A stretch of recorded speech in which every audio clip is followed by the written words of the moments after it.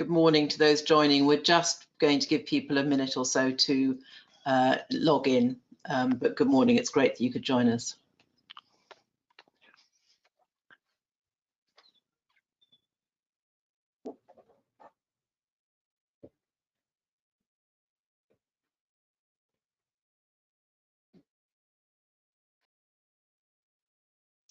I can see the numbers of people, I can see who's joining us, and I can see that we already have 50 people online, which is terrific. So we'll just allow people another minute or two just to dial in and make sure their sound and everything is working.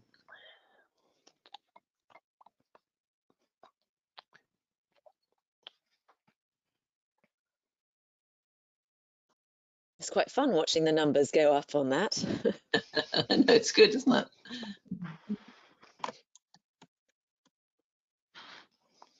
Okay, well, let's get started. Thank you very much for joining us this morning. I want to introduce our panel, but before I do that, I'm particularly pleased to introduce Colin Eagle, who is obviously our sign language interpreter, and delighted that Colin is able to be with us this morning.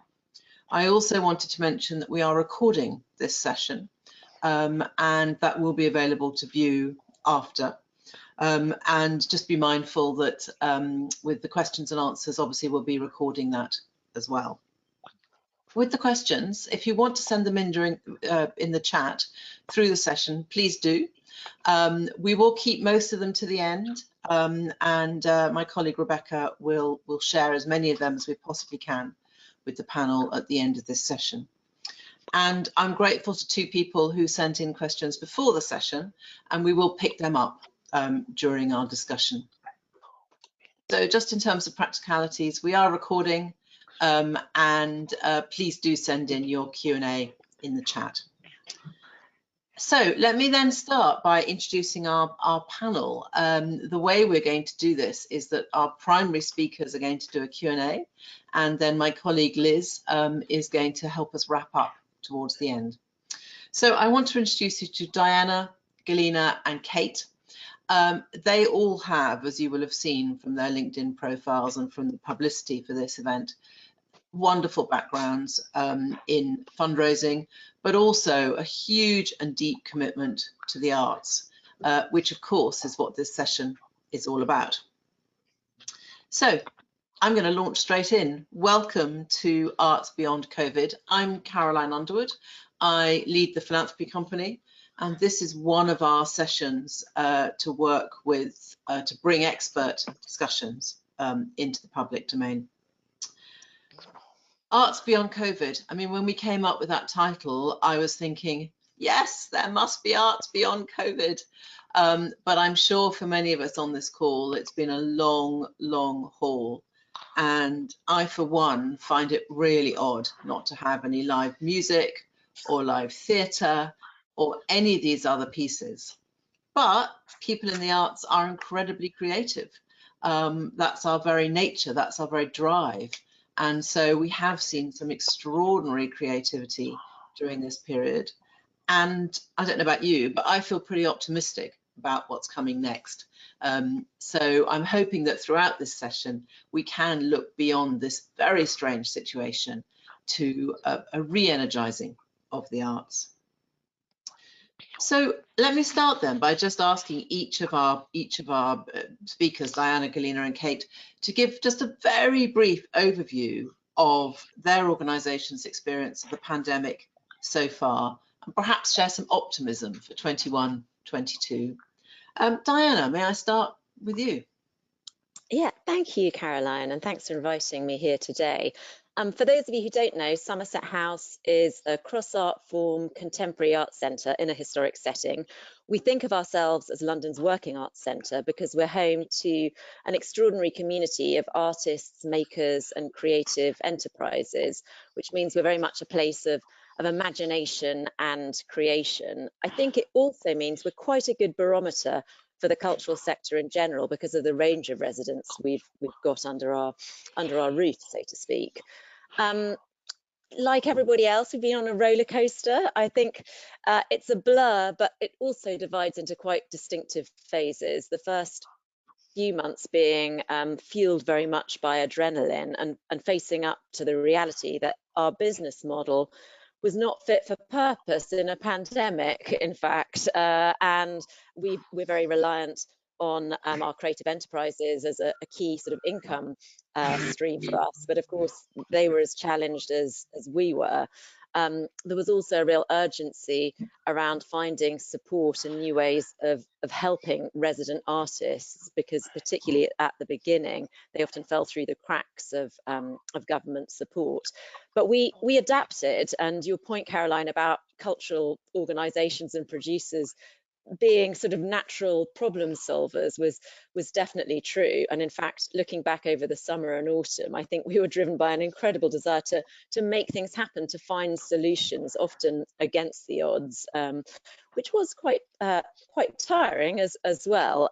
A real success has been our digital programme, which I think might come up a bit in the questions. And with very modest resources, we did able to sort of pivot there. And for example, our young people's programme that usually reaches 800 people in person each year, supporting on their creative careers, managed to reach 80,000, which is something we could not have predicted at the beginning of this.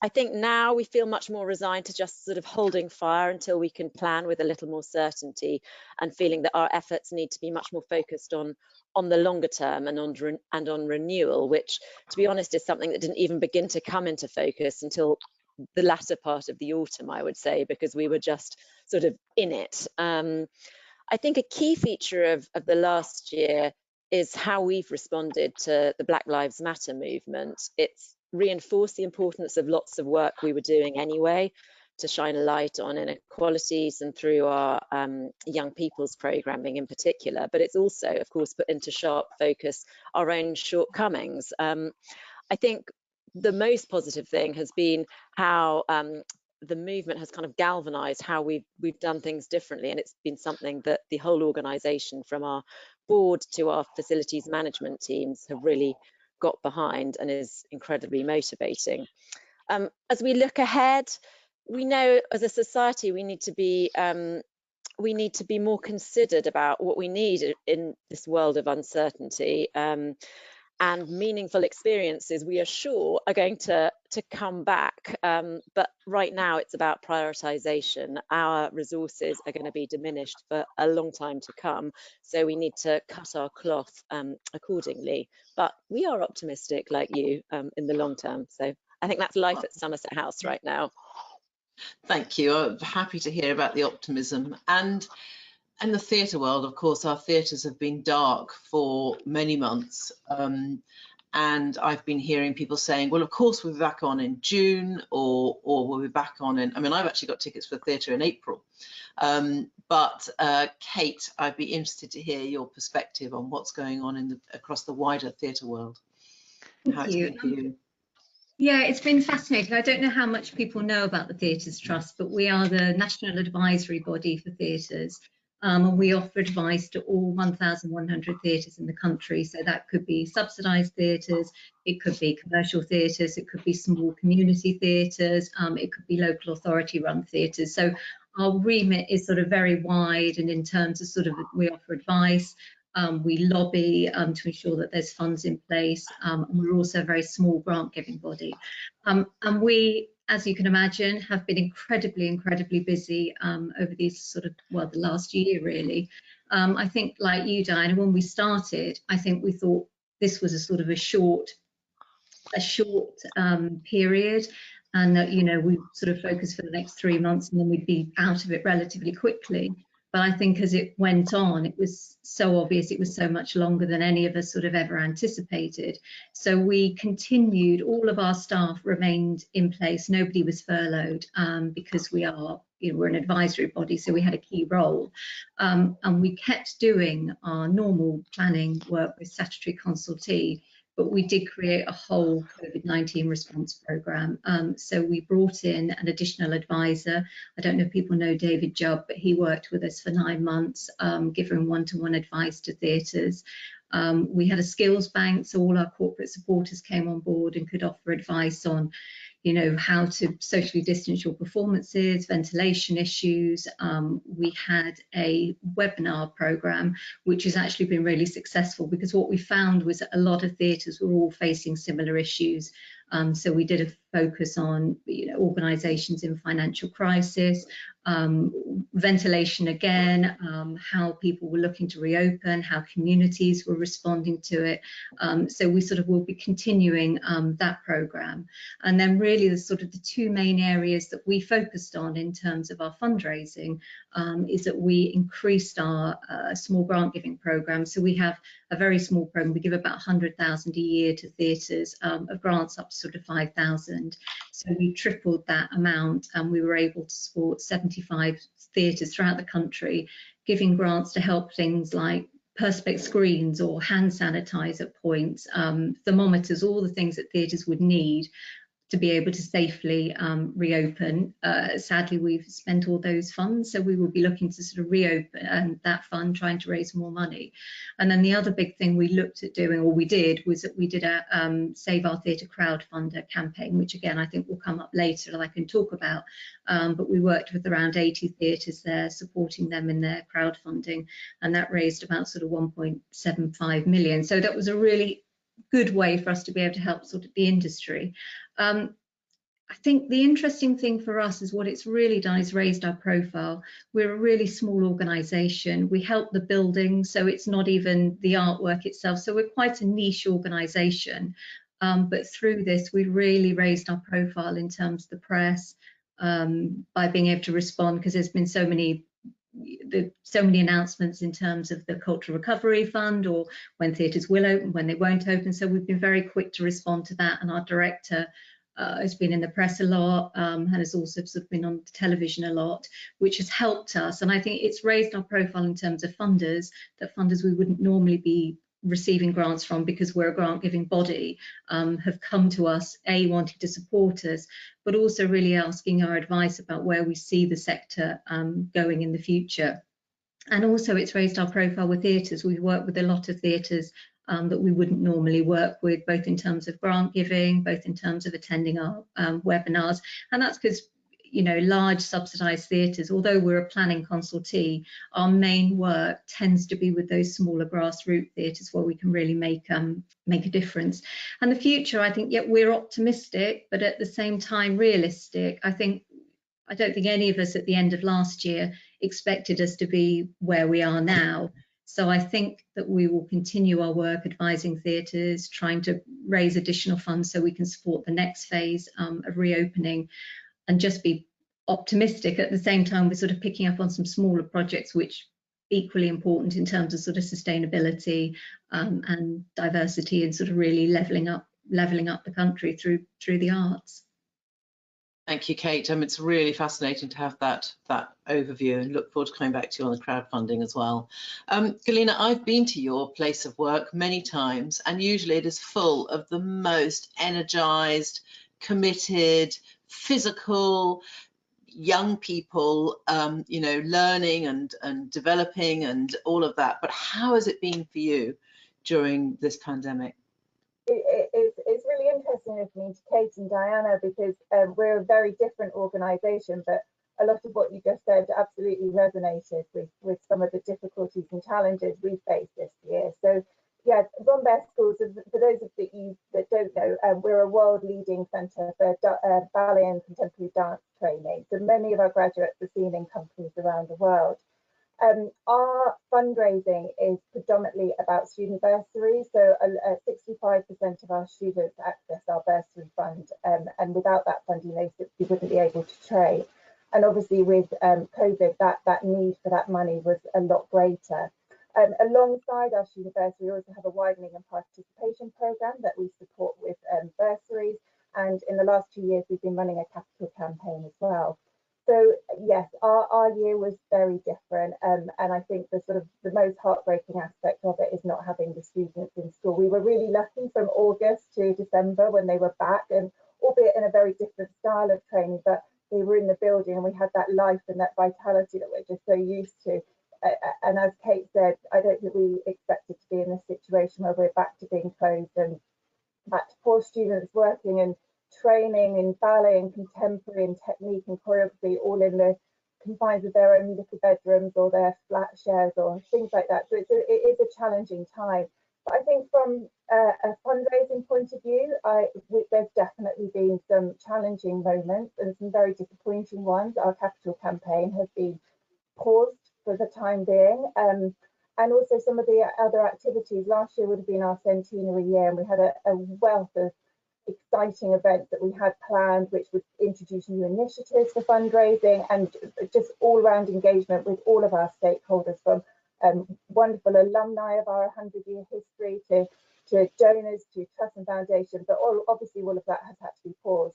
But on a very positive note, we are incredibly privileged and grateful for the generosity that we've been shown by our donors. We've got a small donor base because we are a small organisation, but we've got an incredibly supportive donor base. And at the start of the pandemic, we launched a COVID hardship fund, and within 3 weeks, we raised over £50,000 in individual donations. And that was purely to support students. So it paid for flights home. So a lot of our students are international and they weren't expecting to travel, and we all know that flights went up dramatically. It paid to help with fees, with bursary support, because the small part-time jobs that our students have pretty much disappeared because it's quite often waitressing or temporary part-time jobs. We had to make sure that all students had access to laptops to be able to do their online learning and online training. And so that money was absolutely imperative in being able to support them. And I think, as Kate and Diana touched on, there was a huge amount of energy at the beginning and a real drive to make sure that we supported people in the best way that we could. And that's where we got commitment from so many of our donors, which was just wonderful to see. But I think for us as an organisation, the full financial impact is yet to come. We're very much reliant on school fees. And I think, like, global economies in ruin, lack of confidence in higher education, Brexit, all of those things means that our student recruitment numbers for next year are very much under threat. So that's our biggest challenge, and I think we're yet to see what that's going to look like. So that's our year to come. But all that said, we too want to get past COVID. We want to push towards the future. As I said, we cancelled all of our centenary celebrations, but now we think, well, actually, we can't keep pausing this. We've got to move forward. So I know we'll talk about different things later, but we're absolutely embracing new ways forward and being able to progress into the future again. That's brilliant. I mean, one of the things that has been very cheering, and I do appreciate this won't be true for everyone, is that some of the people that we work with, some of the clients we have reported an incredible loyalty of their donors. You know, as you said, you launched the hardship fund and it was funded very quickly. And, you know, that loyalty of donors is cheering, actually, even for arts companies that aren't showing anything, producing anything. It is that sort of use it or lose it approach that some of the donors, some of the closer donors, are taking. And one of the things that I know we've all had to adapt to quite fast, and indeed has been asked of the panel by one of our attendees, Cordelia from the Women of the World Foundation. Thanks for that, Cordelia. It's great to get your question in advance. Is, you know, how do you build relationships with individual donors when you're not meeting them? I mean, previously, we all ran sessions on, you know, you've got to go out and see your donors, or you've got to have them into an event, or, you know, the post first night gala, whatever it is. But how on earth do we engage our donors behind closed doors? And Gallina, can I come back to you? Because I think that's something you've been doing a lot of in terms of trying to engage people when you can't see them face to face. Yeah, absolutely. And I think, you know, the hardest thing when you're working in the arts, it's all about that visual connection and that interaction. And I think that is something that we've missed so dramatically, you know, all across the sector. It's a very, very difficult time. But also, I think it's, as a fundraiser, I think it's a really interesting time to be working and perhaps sort of exploring different ways of connecting with people and being less reliant on our more traditional methods. And I think the other thing to really sort of think about it is actually, whilst those doors are closed, they are closed for everybody. It's not just you. And whilst it can feel quite isolating and quite difficult to be reaching out to people, it's the same for everybody. We're all in this together. And as much as it's the same for us, it's also the same for the donors. So many donors They donate because of that relationship that they build with you. They passionately believe in your vision alongside you. And if they can't get to you and connect with you, it's just as hard. And I think that's why, you know, it does feel quite a closed door and a difficult situation to be in. But as we're all in it together, we're finding ways of moving that forward now. And, you know, it is difficult, but I think it does, a lot of it for us has come down to a good, strong communication strategy. So all strategies were sort of chucked out the window in March, and we had to rebuild it. And as Diana was talking about earlier, we had to sort of think on our feet. We're being creative, but we're in a creative industry, so that's what we should be good at. And I think it's about very much engaging content and thinking about how often you're connecting with your donors. Don't saturate them. It's a saturated market at the moment. The little and often, but being very respectful and mindful of how much people are being put upon at the moment. And I think it's just sort of a case of exploring different options available to you. And actually, for some donors, being able to access, and we'll talk about, I think, our online content, being able to access that from their own home and at a time that's convenient to them can actually be quite useful as well. So they're not having to trek over to Southwest London to come and watch one of our performances. And I think in terms of building that donor base, you know, every fundraiser knows patience is a massive part of what we do. And if you are a new charity, building that donor base doesn't happen overnight. It takes a long, long time. It's a very gradual process. And so it's just those small steps that you're taking continuously to keep reaching out to those donors. But if your vision is across everything, they're engaged with you because they believe in your vision. So you've got to keep putting that message through in everything that you do. That you've put that very powerfully. I mean, certainly we've found that, I mean, donors that one could never get to before because they had so many doorkeepers, you can often just email directly now or pick up the phone to of an evening, and, you know, because everybody's at home, people are working differently. And I want to build on something you said, and perhaps Diana, I can pass to you on this, around the reliance on digital. When lockdown first happened, there was this, everybody must go digital, everything must be digital. You know, of course, we're all Zooming and webinaring and all of that, but actually, what does that mean, everything must go digital? And I'd be interested in how you have taken that on. I'm just going to pause for a minute and check in with Colin. Colin, have you got the sound and everything all right? It's all okay? Yeah, fine. Perfect. Okay, great. Nice. So Diana, what's been happening with Somerset House? How have you embraced the digital need to continue your work? Well, I guess, yeah, it's Gallina's point that beyond our donors, and we have quite a small base of donors, but for our audience in general, it was when the doors are shut, what can you do? And we had quite a lot of archived content, so we put that out to start with. Sort of rather presciently, we had a small exhibition by our studios artists that was on in March last year called I Should Be Doing Something Else Right Now. So we took that as a sort of title for our digital program. And for us, it was about giving artists, being able to pay them a very small amount of money, but so they could continue to create and so they could share their experiences in those early days. I think we've learnt, we've experimented with different formats. There's sort of an irony because I remember back in January last year, our senior content producer, who's now our head of digital, because we recognize that, of course, digital has to have a kind of central, it is a central pillar going forward. We were looking at a sort of strategy for our digital ambitions and thinking that that might take sort of 2-3 years to reach. But I mean, in a way, the good thing of having to tear up our usual programming cycle was we were able to put much more focus on the digital. And now what it's about is, well, what have we learned and how can we bring the in-person back in with the digital? And absolutely, to your point, Caroline, recognizing that it's not a replacement and they do slightly different things to different audiences. But what we found is that we've reached national and international audiences that we haven't before, and we have had an opportunity to bring some of our audiences closer to the insights, the making of work, and that's been really positive and absolutely speaks to our mission. Of course, the challenge is what's the commercial model? How do you monetize the digital? Before, you know, our digital budget, how we set it up was very much, it was as a marketing tool for particular exhibitions or events as part of the marketing budget that we'd put aside for that. So we're having to rework a lot of that, and we definitely don't have the answers, but what we completely see is that there's no going back. It's about how do we integrate digital in our world going forward in a different way. Thank you. Yes, and it depends what you mean by digital, isn't it? I mean, in terms of artistic content, absolutely.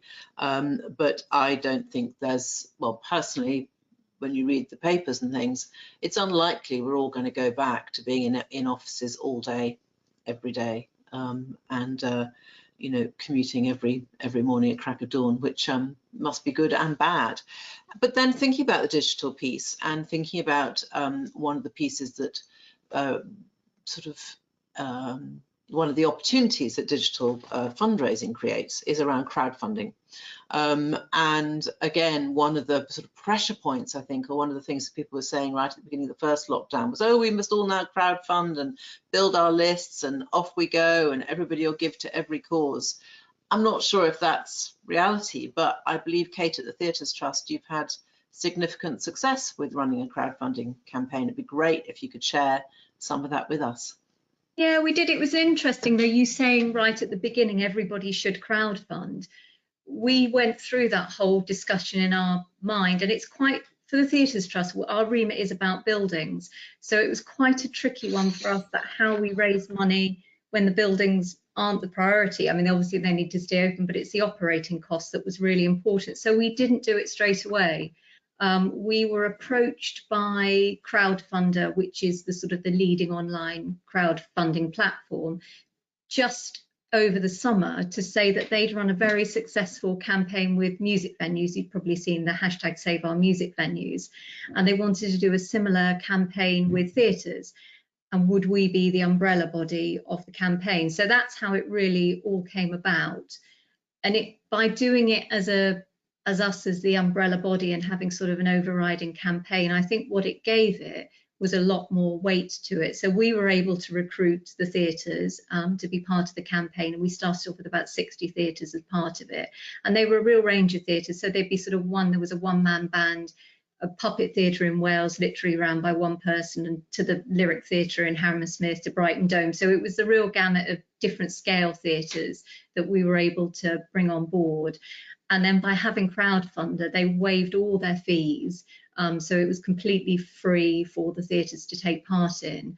And they guided them through the whole process. So we started off with a webinar where they talked through how a successful campaign might work, how you'd reach out to your supporters, what sort of benefits you should offer to really encourage people on board.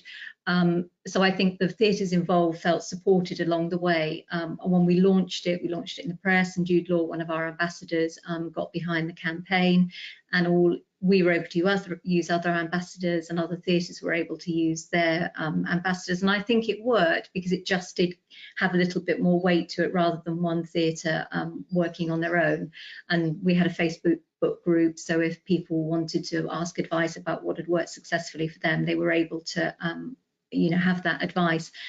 So it worked. We've now had 80 theatres take part in it. We did a virtual bucket shake over Christmas when it became obvious that theatres weren't going to be able to open for their Christmas shows, so we got more on board for that. And we've raised so far about 1.7 million for those theatres, with about 24,000 supporters. So it's been a big campaign for us. The campaign is still open. Our question now is, do we restart it again? I think at the moment, I don't think there isn't really a clear indicator as to when theatres are going to open. There really needs to be a push behind it. So whether it's the guidance comes out and everybody needs a specific ventilation system or something very specific that it could focus on, it feels that it needs a real drive for us to continue for a third phase. And I think also there has been, particularly in the theatre, there's been some amazing, really high profile campaigns. The Show Must Go On, really focused on the artists and backstage crew who have really dreadfully sort of suffered through this pandemic. So I think there is a point of saturation point of there being so many out there and can people keep giving? But it's certainly for us been a really brilliant way that we're able to support a lot of theatres. And Crowdfunder have done it with museums. They did save our museums as well as the music venue, so they've been hugely supportive through it. It's really interesting what you say. I mean, it's almost a topic in itself. And in fact, if anyone listening is interested in following that up, we could do a topic around crowdfunding. All wants to join. I mean, we're still there. We're happy to take more theatres and support theatres if we can. Or theatres want to join Kate's, or indeed give to the campaign. But I was going to sort of segue from that into some of the work that we've been doing is actually around food poverty. And families that literally have nothing, no laptops, can't put a meal on the table. And I just wanted to ask a slightly controversial question, really, is did you get any pushback from the public about fundraising for theatres at a time when perhaps people were struggling with food banks or other issues? Or did you have such a targeted list that you didn't get that pushback? We didn't get that pushback. I think we really didn't get that pushback at all from it. I think people are resistant to give. Within that crowdfunder, we had our own crowdfunder appeal, and that we don't particularly appeal to individuals, because I think the passion is that if people love theatres, they want to support the actual individual theatre themselves rather than a grant giving body that would then offer money out. So I think there's a little bit of that, and we're predominantly funded by trusts and foundations and public funders. We're not led by individual donors. But I think, no, there wasn't. But I think within that, I think people are also generous in that. One of my donors said, I've given to this theatre, but next week I'm going to be giving to the Salvation Army, and after that so I think they're giving to a wide variety of things, which I think is partly my worry about that saturation point, that people will have given and maybe now isn't the right time for us to pick up on it. Okay, thank you. So let's come back to optimism. And there have been something that sounds like a real win around the crowdfunding. And I think it might be great to just share and inspiring your biggest or most surprising fundraising win during the pandemic to date.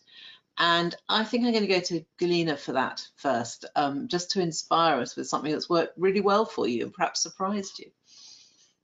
Yeah, I think I touched on it earlier, really, with the launch of our hardship fund, because as I was saying, that the student finance and supporting them is absolutely imperative to everything that we do. And so it was very obvious to see that they were going to need further support very, very quickly. So we were very proactive in getting our hardship fund up and running. And actually the speed at which people came to us was just phenomenal. And I don't think I'll ever have experienced it. I mean, it was exhausting because you're bashing out thank you letters every 5 minutes, but what a wonderful position to be in. And I think I'll never get over actually that drive and that adrenaline of people just so desperately wanting to help. And I think just the public felt like that, whether they were a donor to the arts or whatever, we all felt like we needed to play our part in supporting this awful global pandemic that we had no control of. So by being able to give something back, felt like you were taking back a little bit of control. So I think that for us was just fantastic. And I also think one of the other things that has been so wonderful to see is the generosity and the flexibility of some of the trusts and foundations and some individual donors. And so, as I was saying earlier, we were just about to break ground on a capital project. And obviously that project was paused, and it unfortunately still is, but the wonderful big trusts and foundations that had generously given to the project was so incredibly flexible and understanding. And I know some of them realigned all their criteria to be very much proactive in helping and supporting. And I think from a fundraising thing, it really had a sense of community and a really positive impact, and actually felt less like you were sort of trying many different avenues. People were there, they were coming to you, and I think that was the most wonderful thing, really. And I think that philanthropic giving was just absolutely fantastic at the beginning. So I think as an organisation, from a fundraising perspective, that's absolutely positive. But also us being forced into a position where we had to stop what we did on a daily basis and forced to review things. And we've got this phrase that we've come up with now, that they're COVID keepers. So we've changed certain aspects of the way we deliver our work, and they're COVID keepers because we've been forced down that road. They're not things that we perhaps would have explored before, but they've been incredibly successful, and they're definitely something that we would, when we're through this, we'll still keep on board. Yeah, that's I like that sort of bucketing them together. That's, I think we've all got some of those, which is interesting. Diana, have there been some big wins, big fundraising wins, or things that you've gone, gosh, I hadn't expected that to happen? And little things that actually you wouldn't have done or we wouldn't have done otherwise. I guess it's that necessity being the mother of invention. I mean, there's two slightly different areas that I draw on. One being things that we hadn't done before that have actually worked, and maybe we were nervous about doing. Would they work? And actually, we tried them and they did. So in our case, that would be setting up a one-to-one program, pairing patrons with individual artists, and the response to that on both sides, not in terms of kind of thousands of people coming forward, but the individual relationships that has fostered between supporters and individual artists, and the difference it makes to their practice. We've also introduced things like studios editions, so limited edition prints. I know many of you out there will have been doing these sorts of things for years, but we hadn't before, and actually it was a really positive thing. The other end of the spectrum, I suppose, would be the relief of getting the Cultural Recovery Fund, because I think as fundraisers, we've probably all experienced a lot of pressure of everybody in the organisation looking to us and expecting miracles. And there's that moment, isn't there, when you put in the funding application and you tell everybody in the organisation that, you know, we can't rely on it, it's a long shot, all of those sorts of things. But then that building pressure when you think, oh my God, what if we don't get this?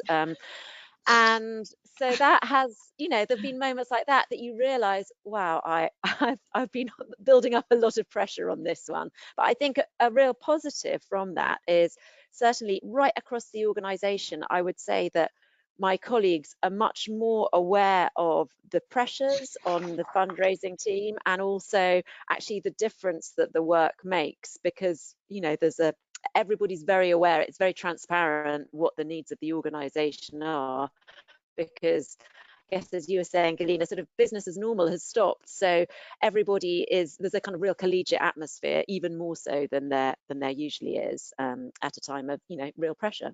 So there are some positives there. And you've obviously got a very big site with a number of capital initiatives going on. Is that all? When do you see that being picked back up in terms of capital projects? Diana?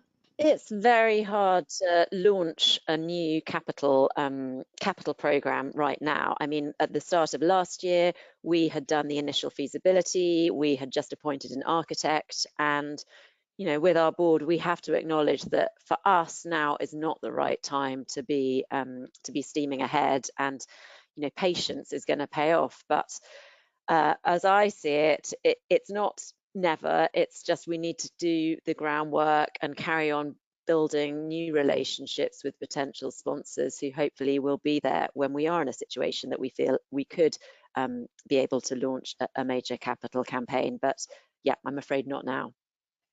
And Kate, would you say the crowdfunding's been the biggest or most surprising win that you've seen during the pandemic, or have there been other ones? I think for us, certainly in terms of fundraising, that would have been, but I think for us, the biggest win really is profile. As I say, we are a small organisation that even within the industry, you may only really know about us if you are doing a big capital campaign or coming for small grants. But I think our profile, how we've worked with the press, how we've worked in terms of lobbying for the Cultural Recovery Fund, and particularly the Kickstart campaign, which was the capital side of it. I think how we've engaged with donors who are much more interested in supporting us and much more interested in hearing our sector views, and within theatres, I think that really is probably the biggest win for us. But obviously, as a result of a bigger win of profile, then of course that goes hand in hand. Your communication and your fundraising sits hand in hand. So obviously we've had sort of the best fundraising we've ever had at the Theatres Trust. So it's, yeah, that's the sort of the main positive, and it's about now embracing those relationships, so making sure we maximise how we increase our fundraising going forward, because obviously, like all organisations, our funds in terms of grant giving are very much depleted. So we'll be part of that. That will be our sort of growth into next year. This year, next year.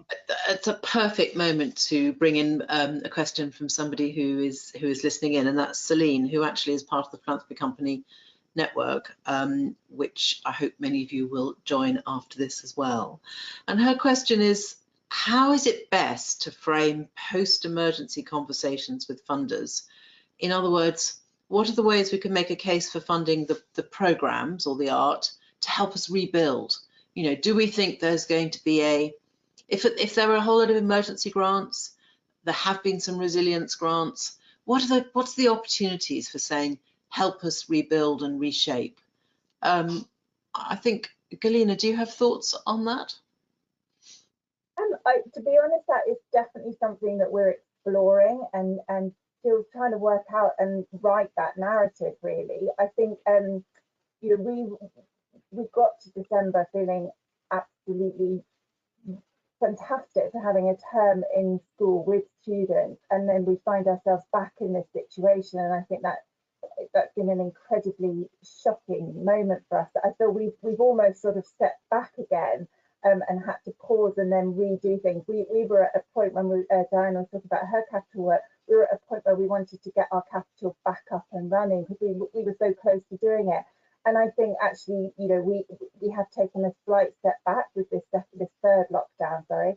And we're sort of still, that narrative of what we're asked in our sort of case for support is constantly changing. And I don't think it's there yet. I think we're still faced with a lot of uncertainty that we're constantly changing. And I think that it pretty much sums up our whole 12 months, which you've just got to be very agile in your approach, and don't try and set something in stone. Just be very reactive and proactive. Actually, try and take those steps forward, but really be really mindful of the things that are going on around us. It's a really difficult time, but like I say, I think it's a very interesting time to be in fundraising because nothing is traditional. Nothing is the textbook answers of how we approach something.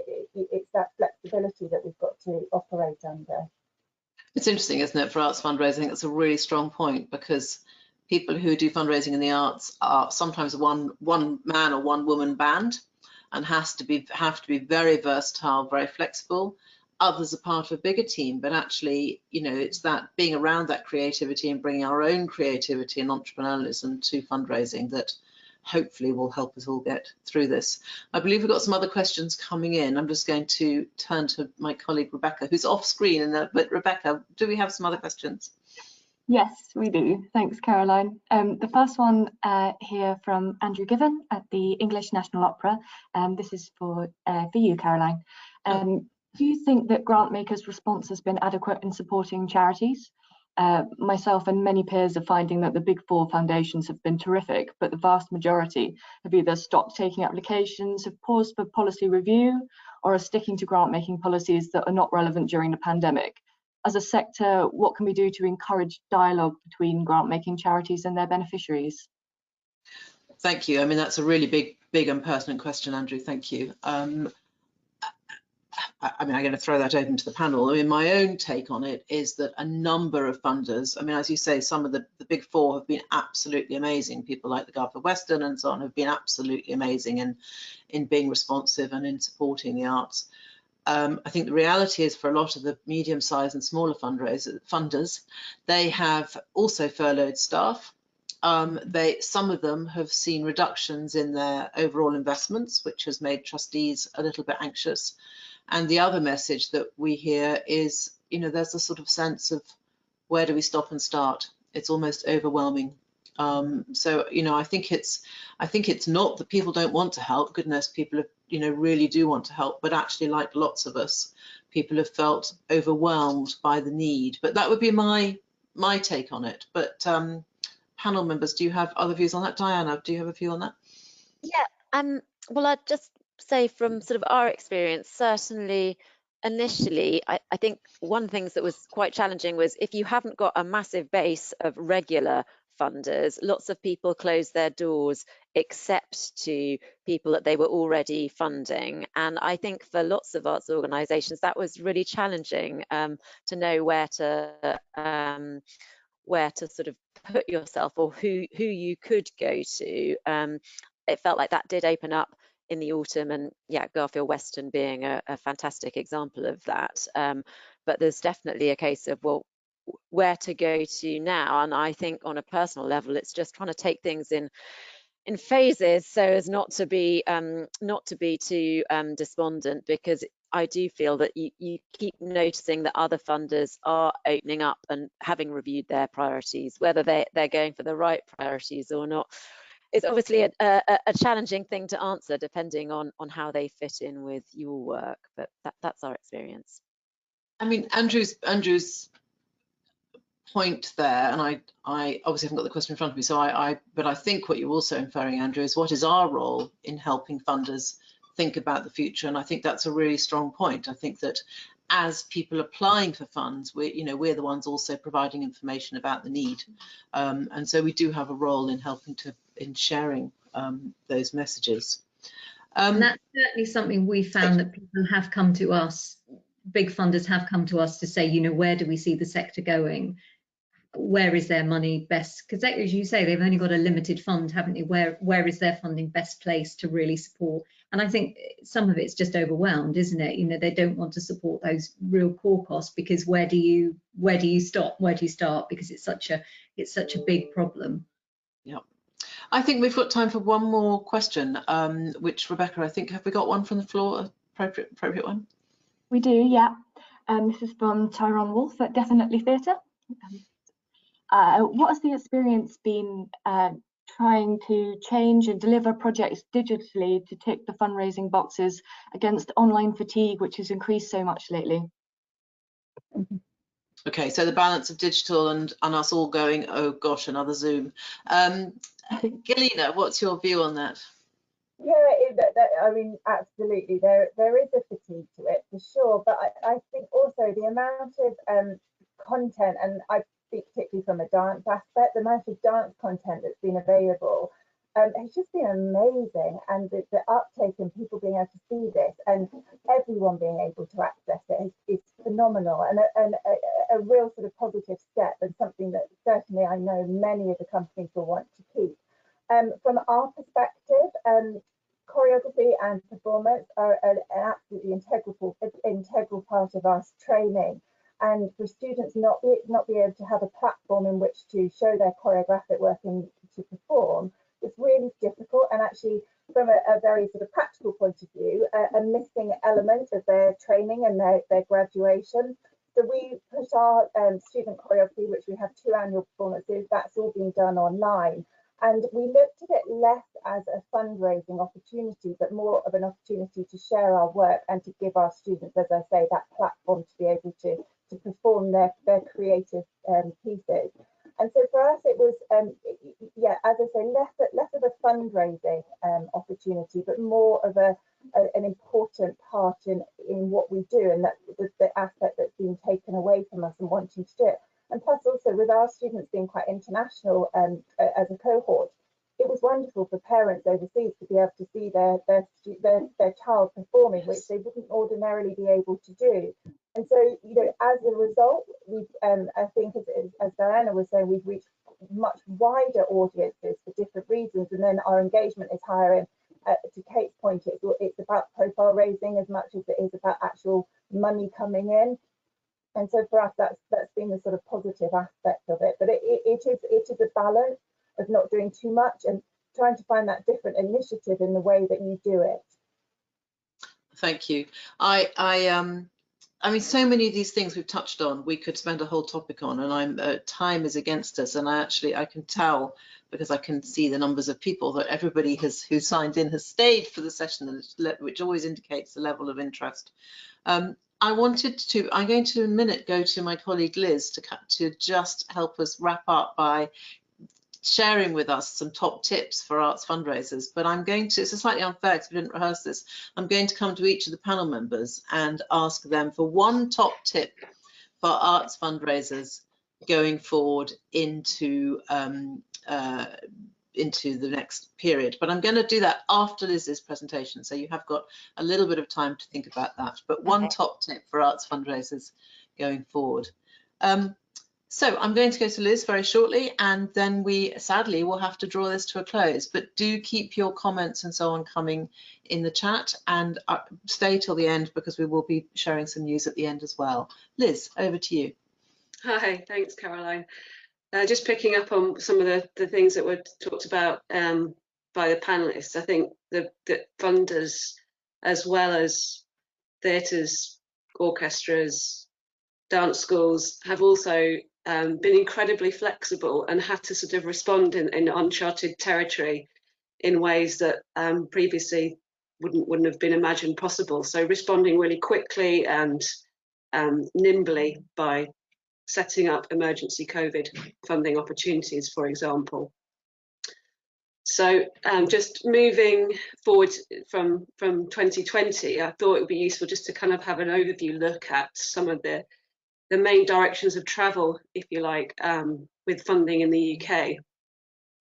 And the first one, which is about resetting and restabilising, is picking up on the Arts Council's own kind of watchwords, if you like, around their current and recently reopened project grants. They actually themselves called the kind of drive of the new project grants about resetting and re-establishing, restabilising arts organisations and charities. And then within that, the digital projects drive is really sort of looking about how we can all kind of, how arts organisations and the fundraisers thereof can maximise activity and benefit the communities that they work with. So within again, referring to the Arts Council's project grants, there's lots of sort of emphasis on how you can drive forward existing activity, but do it in a way that will increase reach in terms of not just numbers, but different audiences. And that leads on to the next point, which is about reaching diverse audiences. So many funders are looking to, more than ever, see responses from applicants which are about projects including a much wider range of audiences. So that might be how to reach your sort of non-traditional arts and heritage organisations, people that have felt that opera, theatre, fine arts, whatever it is not for them, and how an organisation is going about changing that. But I think also reaching diverse audiences is about how you benefit communities that are perhaps beyond again your traditional audience, but how you can sort of look to provide projects which will look at improving health and well-being, supporting the local economy. So it's the push towards reaching out and including wider audiences and supporting your communities.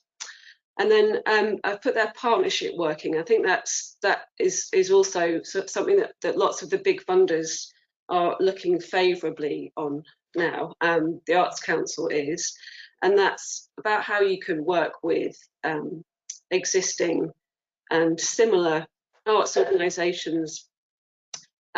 Maybe if you're a local museum, you would reach out and work with a museum in the next region which is looking at similar projects of a similar timeline of history, for example. Or it might be a theatre that could work with a volunteer organisation locally, or a local further education college to improve and increase youth capacity and engagement.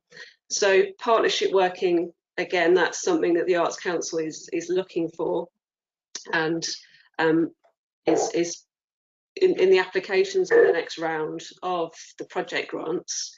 we'll be looking for organisations that have really kind of picked up on that and thought through how they can maximise their value and impact by working with people in partnership.